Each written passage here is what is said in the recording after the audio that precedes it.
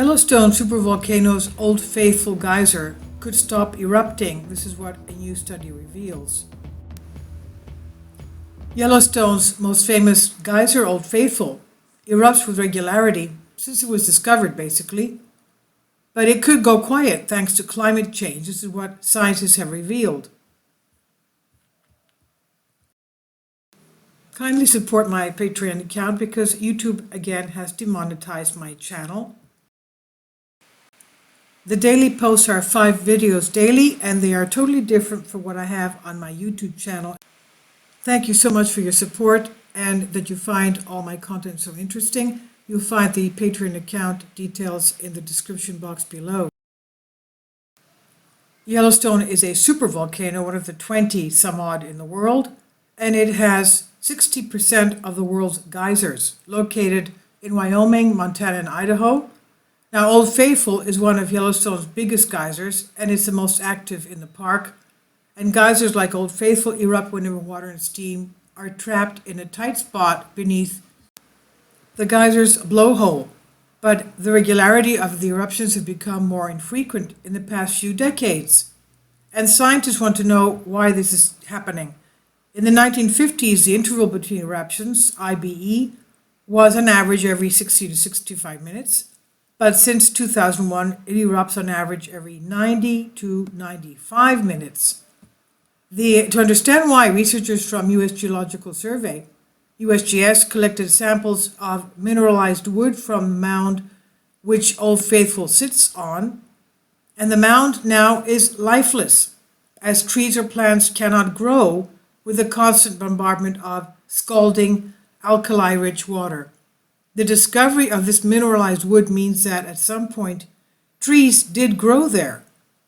By dating the wood, scientists were able to determine that the now barren mound once had trees growing there from around 1233 to 1362 AD, about 800 years ago.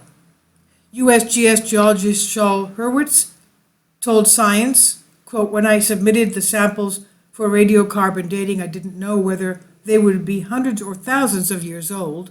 And he explains it was an aha moment when they all clustered within a 100-year period in the 13th and 14th centuries. At the same time, he says, Earth was going through a brief warm patch known as the medieval climate anomaly.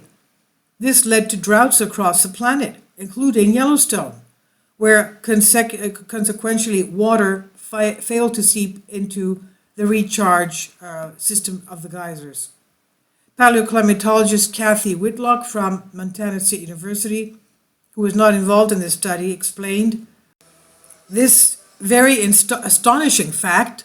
She said, "That's when we have grapes growing in England, northern England, and a loss of sea ice that allowed people to discover Greenland." So that was how from Iceland, well, the Vikings actually went to Iceland and Greenland because of the fact that the climate was so much warmer. She said, "We know in Yellowstone it was both warmer and drier. The upper tree line was higher up in the slopes, and there's evidence of more fires during that period. And as a result, the old world warming due to climate change, scientists believe geysers such as Old Faithful will go quiet once again because of our climate change now."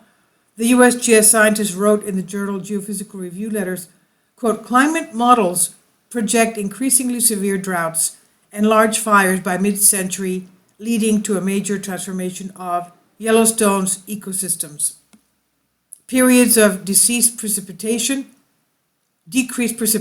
have been shown in modern observational records to result in less frequent eruptions of Old Faithful geyser, while the new 14 carbon dates of mineralized wood suggest that severe long-duration drought events can lead to Old Faithful geyser eruption cessation, meaning that it would stop.